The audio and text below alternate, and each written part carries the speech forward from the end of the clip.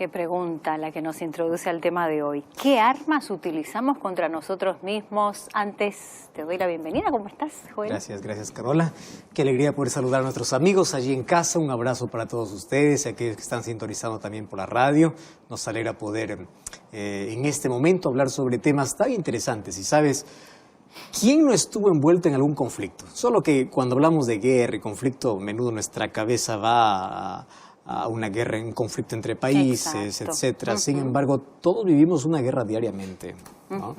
Y hay guerra laboral, hay guerra en el hogar, hay guerra donde sea. Siempre hay ese desacuerdo por la cual se producen conflictos. Y no siempre se usa armas como para poder destruir a una persona al instante. Hay armas que cortan lentamente. Una palabra, alguna otra cosa que puede herir tanto a la persona. Más al hablar de conflictos y guerras es tan amplio, ¿no?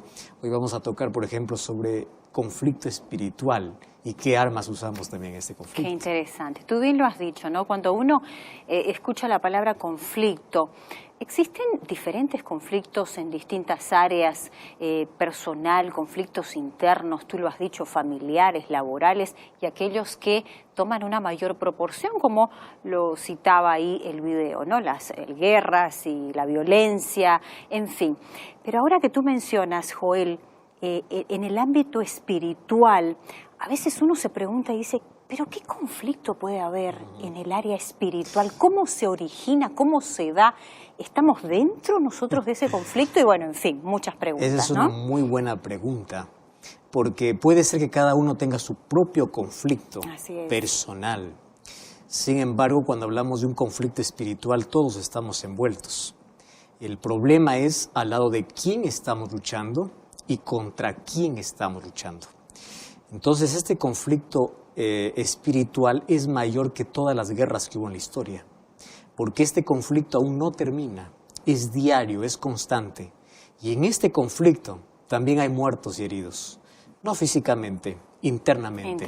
Y hoy vamos a hablar justamente sobre cómo nosotros podemos defendernos, y lo mejor de todo es ¿de qué lado estamos luchando? ¿Para quién estamos luchando? Eso yo te iba a preguntar ya para introducirte y quedarnos con la reflexión. ¿De qué lado? O sea, ¿pero será que existe solución? ¿Este conflicto tendrá solución?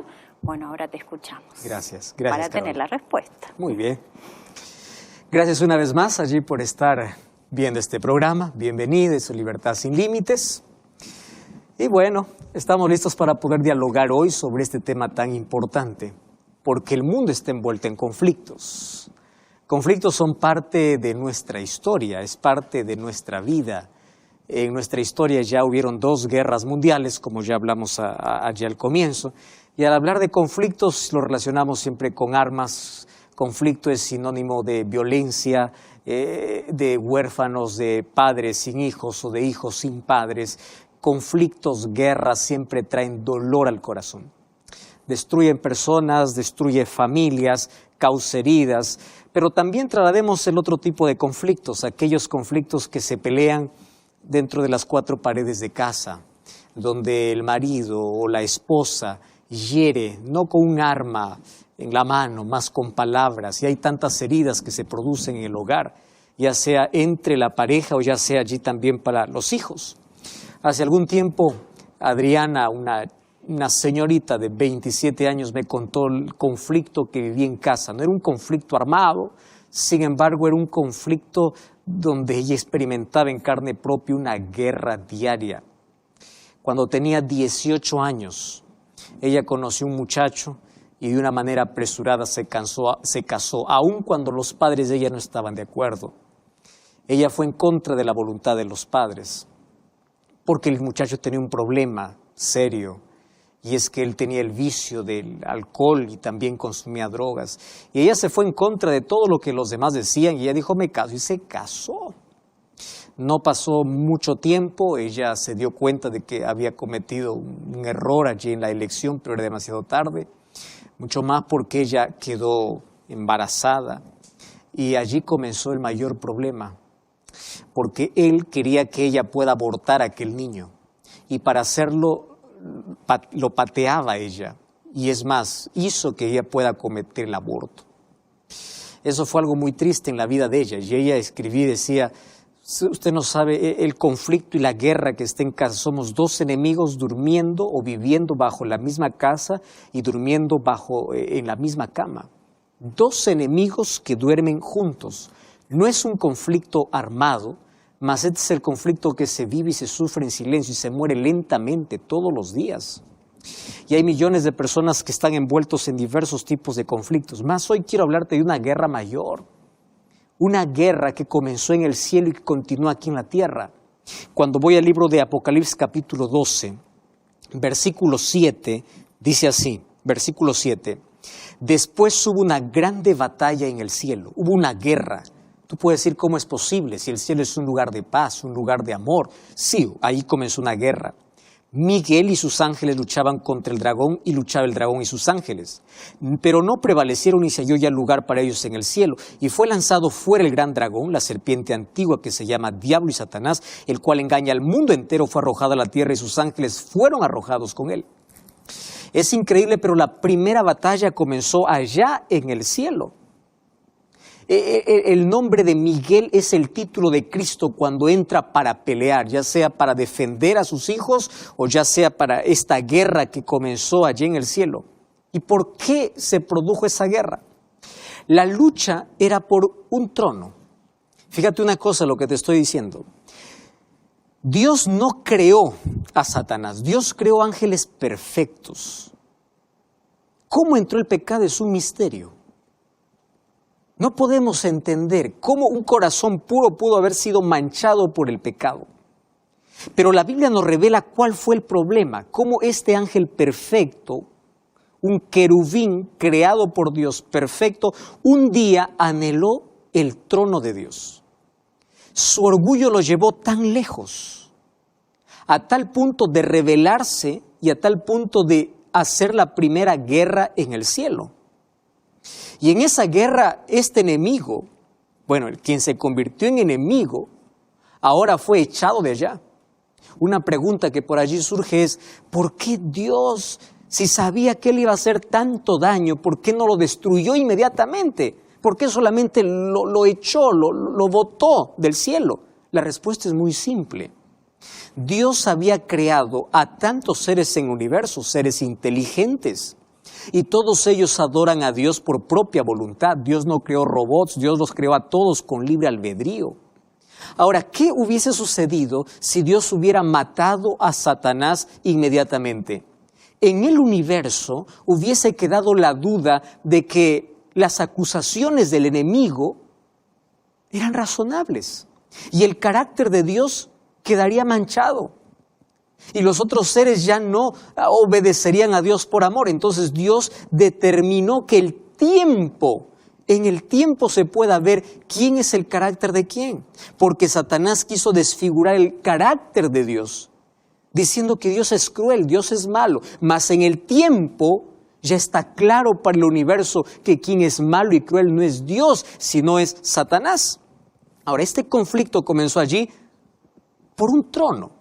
Mira lo que dice el libro de Isaías capítulo 14, versículo 12 al versículo 14. Isaías capítulo 14, versículo 12. Dice así, ¿cómo caíste del cielo, oh lucero, hijo de la mañana? Cortado fuiste por tierra, tú que debilitabas a las naciones, tú que decías en tu corazón, subiré al cielo, en lo alto junto a las estrellas de Dios, levantaré mi trono. El diablo siempre quiso la adoración, porque quien está en el trono es adorado. Entonces, él dijo, yo quiero el trono, yo quiero ser adorado. Y el orgullo convirtió ángeles en demonios y cerró las puertas del cielo. Quiero que prestes atención. Un día cuando él no alcanzó el trono porque perdió la batalla, fue lanzado a la tierra, fue y vendió esa misma idea a Adán y Eva. ¿Qué cosa les dijo? Ustedes serán como dioses. En otras palabras, saquen a Dios de su vida y ustedes pueden adorarse a sí mismos. Ustedes no necesitan de Dios. Y el ser humano aceptó la propuesta diabólica. En otras palabras, sacar a Dios del trono de su vida. Que Dios no controle su vida. Ellos decidieron no más obedecer a Dios y ellos tener el control. Satanás es astuto y hoy está vendiendo esa idea. Tú puedes solo. Tú puedes vivir solo sin Dios. Tú no necesitas de Dios. Lo que necesitas es dinero. Lo que necesitas es placer. Lo que necesitas es otra cosa, menos a Dios. Saca a Dios del trono. Y esa fue la idea de Satanás. Ahora, ¿qué sucede? El ser humano aceptó su propuesta, sacó a Dios del trono de su vida y el mundo cayó en un caos. Entonces, ahora hay enfermedad, hay muertes, hay tragedias. ¿Quién es el culpable? El culpable es Dios. El culpable es el ser humano que sacó a Dios de su vida y se convirtió en un ser cruel y paga las consecuencias. Pero no, Satanás quiere seguir destruyendo, quiere seguir acabando con la imagen perfecta de Dios. Por eso es que acusa a Dios. Ahora, lo que dijo para Adán y Eva es, ustedes no necesitan de él, ustedes serán como dioses. Y ahí está el problema. Tú sabes que la mayor lucha, la mayor batalla de este mundo hoy se vive en cada corazón. Cuando hablo de corazón estoy hablando de mente. En tu mente se disputa todos los días la batalla de quién está en el trono, es decir, quién está al control de tu vida. Tú puedes decir, yo hago con mi vida lo que quiero, nadie está al control de mi vida. No, existen dos poderes en este mundo luchando por tu vida, luchando por tus decisiones, luchando por tu destino, luchando por ti. Ahora, eres tú quien decides de qué lado luchar. ¿Sabes que todos los seres humanos estamos envueltos en este conflicto? Todos, absolutamente todos. No hay nadie que diga yo no estoy en ningún, o yo no pertenezco a ningún ejército. No, o estás con Dios o estás con el enemigo. Así de simple ocurre eso en esta vida. Por eso el apóstol Pablo dice, la vida es un campo de batalla. Préstame atención, no es un parque de diversiones, es un campo de batalla. Entonces, si la vida es un campo de batalla, yo te invito, dice Pablo, a luchar con Dios. Y Dios te dejó una armadura para luchar contra el enemigo. ¿Quieres saber cuál es esa armadura? Mira lo que dice el libro de Efesios capítulo 6, versículo 10 hasta el versículo 14. El apóstol Pablo toma esa figura de una lucha. En el libro de Efesios capítulo 6, versículo 10, dice así, por lo demás, hermanos míos, fortaleceos en el Señor y en el poder de su fuerza. Eso es lindo. Ahora dice, vestíos de toda la armadura de Dios para que podáis estar firmes contra las hechanzas del diablo, porque no tenemos lucha contra sangre y carne, sino contra principados, potestades, gobernadores de tinieblas de este siglo, contra huestes espirituales de maldad en las regiones celestes. Por tanto, tomad la armadura de Dios para que podáis resistir en el día malo, y habiendo acabado todos, estad firmes. Estad firmes, una vez más se repite, ceñidos vuestros lomos con la verdad, vestidos con la coraza de justicia, calzados los pies con el apresto del evangelio, tomad el escudo de la fe, para que podáis apagar los dardos del fuego del maligno, tomad el yelmo de salvación, la espada del Espíritu, que es la palabra de Dios, y orando en todo tiempo. Listo, aquí dice, tú estás en guerra, y si tú sabes que estás en guerra, nadie va a la guerra desprotegido. Y aquí toma la figura, Pablo, de el ejército que él conocía. Resulta que allá en el ejército romano habían tres tipos de soldados. Había un grupo de soldados que eran los novatos, que eran los soldados astatis, eran los principiantes. En la batalla ellos duraban poco. Había un segundo grupo que eran los príncipes. Esos príncipes ya tenían un poco de experiencia, no eran novatos. Y había un tercer grupo que era el grupo de los triarís. El grupo de triarís era el grupo más recio. Ellos tenían un lema, ellos eran los inamovibles, ellos no perdían una batalla. Y el lema que ellos tenían era el siguiente, firmes. No hay chance a retroceder, es avanzar o morir. Ojo con ese lema. O sea, yo no puedo retroceder. Si no avanzo, prefiero morir, pero no retroceder. Eso era el lema del triarí. Y Pablo toma el lema de ese soldado y dice, en esta batalla tenemos que ser como este soldado. Por eso dice, estad firmes, no retrocedan. Al contrario, tomen la armadura. Y él toma la armadura que él conocía. La armadura que conocía de un soldado romano era un yelmo, que era un casco para cubrir su cabeza.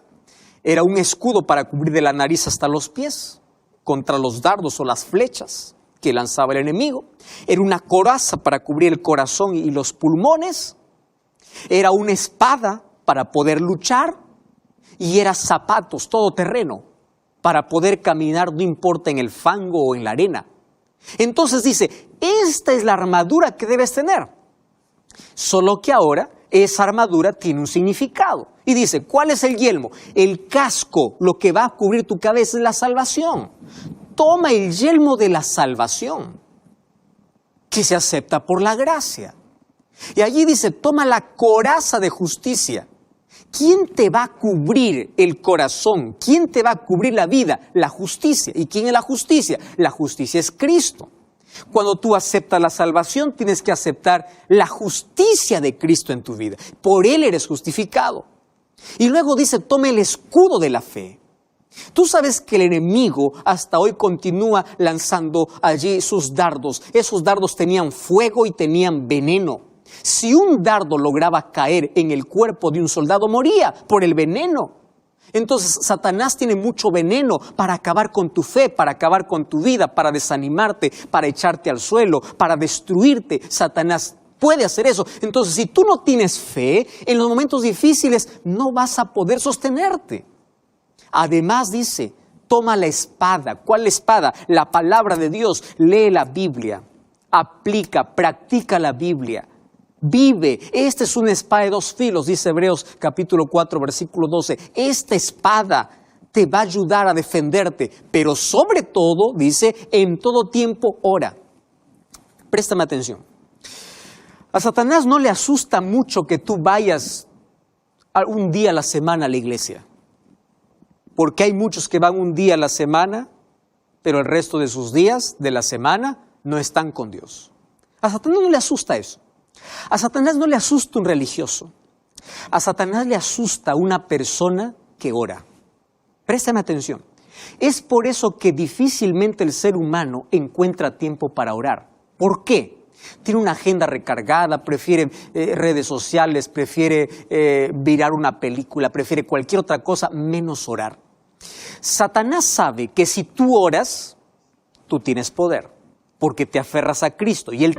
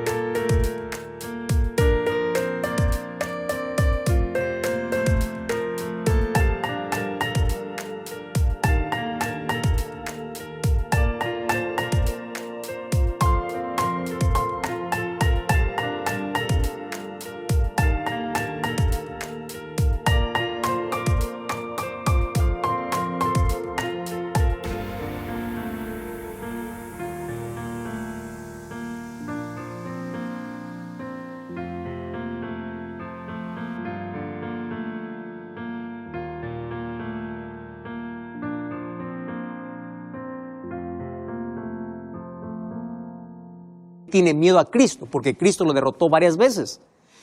Tú y yo luchamos contra un enemigo vencido. Cristo lo venció. Ahora, lo que quiere Satanás para destruirte es alejarte de Cristo. Y cuando consigue alejarte de Cristo, entonces tú te conviertes en un juguete del diablo. El diablo puede hacer lo que quiere.